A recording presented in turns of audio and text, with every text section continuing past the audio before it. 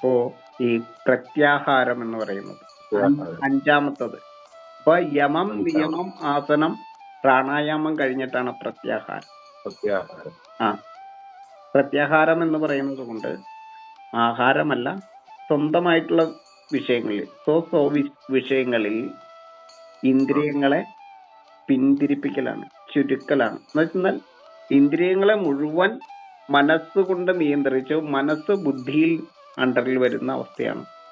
ഹരിയാണ് ഹൃദയത്തിലിരിക്കുന്ന ദൈവം. ഹരി എന്തിനേയും ഹരിക്കുന്നതാണ്.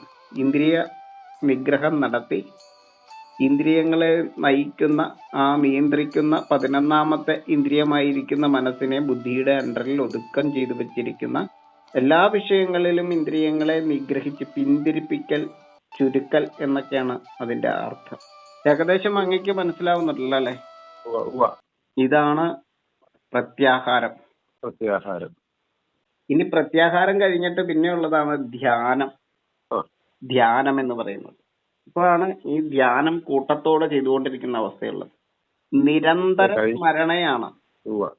വിചാരത്താൽ വികാരത്തെ നിയന്ത്രിച്ച് നമ്മൾ എന്താണോ ദർശിച്ചിരിക്കുന്നത്, ജീവിത ദർശനം നമ്മളുടെ എന്താണോ ആ ദർശനത്തെ തന്നെ ദർശിക്കുക. നല്ല ഒരു ദർശനം ആദ്യം ഉണ്ടാക്കിയെടുക്കണം ആദ്യത്തെ ആ പടികളിലൂടെ ചെല്ലുമ്പോൾ. അതായത് അവനവന്റേതായിട്ടുള്ള ദർശനമാണത്. ആ 5 അവസ്ഥകളും കഴിയുമ്പോൾ നല്ലൊരു ദർശനം ഉണ്ടാവണം. ആ ദർശനത്തിന് വേണ്ടിയിട്ടുള്ള ധ്യാനമാണ് നമ്മൾ ചെയ്യേണ്ടത്.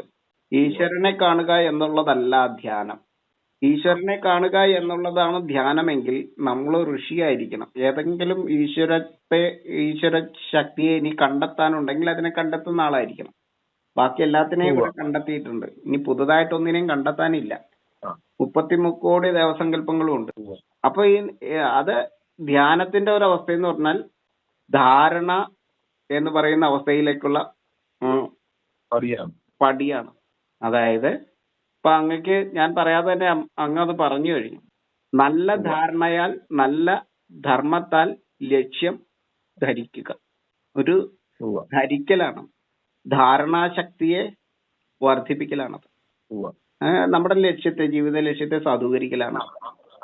ശക്തിയെ വർദ്ധിപ്പിക്കണമെന്നുണ്ടെങ്കിൽ ഈ 5 പടികളും കടന്നു വന്നെങ്കിലേ പറ്റുള്ളൂ. ഈ ധ്യാനത്തിലൂടെ നമ്മൾ നാളെ എന്തൊക്കെ ചെയ്താൽ എനിക്ക് എന്റെ ലക്ഷ്യത്തിലേക്ക് എത്താൻ പറ്റും, എത്ര നാൾ എനിക്ക് ജീവിതം ഉണ്ടാവും, ആ ജീവിത ലക്ഷ്യം എന്തായിരിക്കണം, ആ ലക്ഷ്യത്തിലൂടെയല്ലേ ഞാൻ ഗമിക്കേണ്ടത്. ആ ഒരു ലക്ഷ്യം കണ്ട് വേണം വികാരത്തെ നിയന്ത്രിച്ച് വിചാരത്തിലൂടെ ചരിക്കുന്ന അവസ്ഥയാണ് ധ്യാനം. സാധാരണ ഒരു മനുഷ്യന്റെ ഒരു തരത്തിലുള്ള ഉദാഹരണം പറഞ്ഞാലേ, നമ്മളിപ്പോ ഒരു ക്ഷേത്രത്തില് ദർശനത്തിന് പോവാന്ന് വിചാരിക്കട്ടെ. നമ്മള് ശരീരശുദ്ധിയും മനഃശുദ്ധിയും വരുത്തിയ അങ്ങനെ അതിന്റെ പ്രക്രിയ പലതും ഉണ്ടല്ലോ. അങ്ങനെ പ്രക്രിയ പലതും വന്ന് നമ്മുടെ മനസ്സിൽ ആ ക്ഷേത്രത്തിലേക്ക് പോകുമ്പോ ആ ദർശനത്തിനുള്ള മാനസികമായ തയ്യാറെടുപ്പ് നമ്മുടെ മനസ്സിലുണ്ടാവും. അപ്പൊ നമുക്കൊരു ധാരണയുണ്ട്, അങ്ങ് പറഞ്ഞ ധാരണ. ക്ഷേത്രത്തിലെ ദേവതയോ നമ്മുടെ മനസ്സിൽ ധാരണയോട് കണ്ടുകൊണ്ടാണ് നമ്മൾ യാത്ര. അതെ. ആ ധാരണ ഉണ്ടാവണമെങ്കിൽ നമ്മള് ശരീരശുദ്ധിയും മനഃശുദ്ധിയും വരുത്തിയെങ്കിൽ മാത്രമേ ആ ധാരണ ഉണ്ടാവുള്ളൂ. കുളിക്കാതെ നമ്മൾ ക്ഷേത്രത്തിലേക്ക് പോവുകയാണെങ്കിൽ ആ ധാരണ ഉണ്ടാവില്ല. ഇല്ല, ഈ 5 അവസ്ഥകളിലും നമ്മൾ എപ്പോഴും കൂടെ ഉണ്ടാവണം. ഏത് കാര്യം. അതെ. അതാണ് അഷ്ടാംഗ യോഗത്തിന്റെ ധാരണ വരെ എത്തണമെങ്കിൽ ഇത്രയും പടികൾ കിടക്കണം. ധ്യാനം എന്ന് പറയുന്ന അവസ്ഥയിൽ എത്തിയിട്ടാണ് പിന്നെ ധാരണയിലേക്കുള്ള പോക്ക്. അതായത് ബുദ്ധിയുടെ ത്രിശക്തിയെ ന്യായമാർഗത്തിൽ നിന്നും തെറ്റാതെ ധർമ്മമാർഗത്തിൽ തന്നെ ധരിച്ച് ആ ധർമ്മത്തെ വഹിക്കുന്നവനാകുക എന്നുള്ളതാണ് ധ്യാനം ചെയ്യുന്നവൻ എന്ന് പറഞ്ഞാൽ അർത്ഥം. ധന്യമായിരിക്കുന്ന, ആധുനികമായിരിക്കുന്ന, ധനികമായിരിക്കുന്ന ലക്ഷ്യമാണ് എന്റെ ജീവിതം എന്ന് മനസ്സിലാക്കി ചരിക്കുന്നവനാണ്.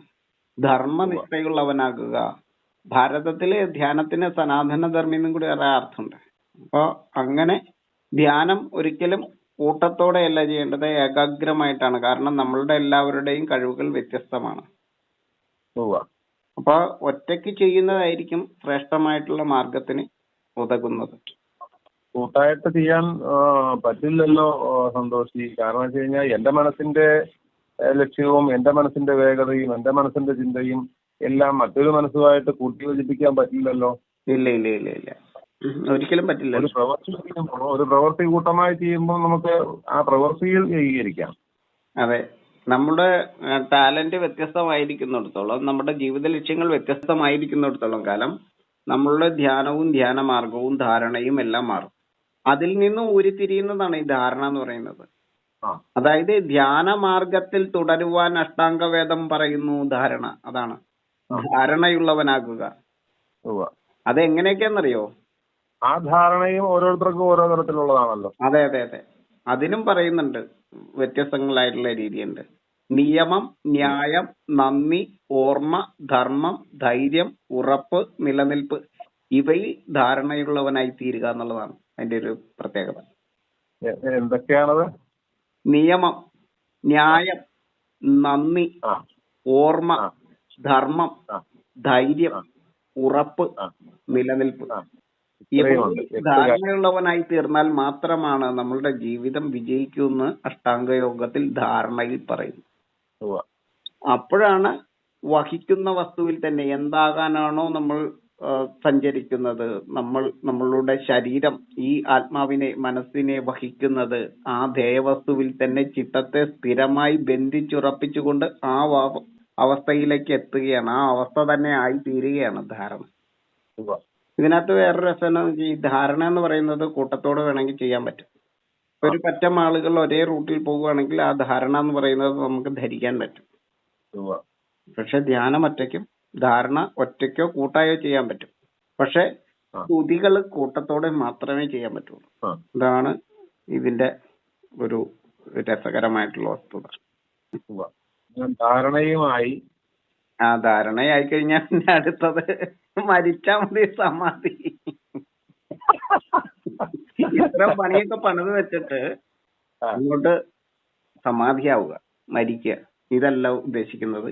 ഏകാഗ്രമായിട്ട് ആ ലക്ഷ്യത്തെ നമ്മൾ ആ വസ്തുവിൽ തന്നെ, ദേഹവസ്തുവിൽ തന്നെ ആത്മാവിനെയും മനസ്സിനെയും ശരീരത്തെയും ചേർത്ത് വെച്ച് ഏകാഗ്രമായിട്ട് ആ പ്രവൃത്തിയെ ചെയ്യുക.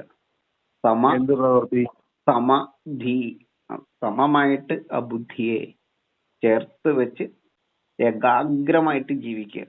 അതാണ്. എന്താണോ നമ്മൾ ഉദ്ദേശിച്ചത് ആ കാര്യം ചെയ്യുക. അവിടെയാണല്ലോ ബാക്കി പ്രകൃതിക്ക് വേണ്ടുന്ന വിഭവം അവിടെ നിന്നല്ലേ ഉണ്ടാവുക. അതെ, അവിടെ നിന്നല്ലേ അറിവ് പുറത്തേക്ക് വരിക. അതാണ് സമാധി. അറിവ് കൊടുക്കുന്നവനാണോ സമാധി. മരണമല്ല, ജീവിച്ചിരിക്കുമ്പോൾ അഷ്ടാംഗയോഗം പറയുന്നതിന്റെ ഏറ്റവും തന്ത്രപ്രധാനമായിട്ടുള്ള, ഏറ്റവും ശ്രേഷ്ഠമായിട്ടുള്ള ആ അവസ്ഥയാണ് സമാധി എന്ന് പറയുന്നത്. 8ാമത്തെ തലമാണ്. ധാരണ എത്തുന്നവർക്കാണ് നല്ല ധാരണയും നല്ല ധ്യാനവും നല്ല പ്രത്യാഹാരവും നല്ല പ്രാണായാമവും നല്ല ആസനവും നല്ല നിയമവും നല്ല യമവും ഉള്ള രീതിയിൽ ഒരു വ്യക്തി ആയിത്തീരുന്ന, യോഗ്യനായിത്തീരുന്ന, ശ്രേഷ്ഠനായിത്തീരുന്ന, ശ്രദ്ധയുള്ളവനാകുന്ന അവസ്ഥയിൽ സമൂഹത്തിൽ അദ്ദേഹം പ്രയോജനപ്പെടുത്തുന്ന രീതിയിൽ സമൂഹമാണ് അദ്ദേഹത്തെ ഉപയോഗിക്കുന്നത്. വലിയൊരു ചട്ടുകം പോലെ ആയിരിക്കും അത്രയും സമാധിസ്ഥനായിട്ടുള്ള വ്യക്തികൾ. എന്നുവെച്ചാൽ വിഷ്ണുവിനെ പോലെ. വിഷ്ണു എങ്ങനെയാണ്, ഈ വൃക്ഷലോകം എങ്ങനെയാണ് സ്ഥിതിപാലകനായിട്ട് ഈ സമാധി പതിയായിട്ടിരിക്കുന്നത്, ശിവൻ എങ്ങനെയാണോ സമാധിനാഥനായിട്ടിരിക്കുന്നത്, അതുപോലെ മറ്റുള്ളവർക്ക് ഗുണത്തെ ചെയ്യുക. ഇതാണ് സമാധി എന്ന് പറയുന്നത്. അവിടെ സ്വാർത്ഥതകളൊന്നുമില്ല. എല്ലാത്തിനെയും ഒരുപോലെ കാണുക, സത്യലോകത്തെയും ജന്തുലോകത്തെയും ഒരുമിച്ച് കാണുക. അതാണ്.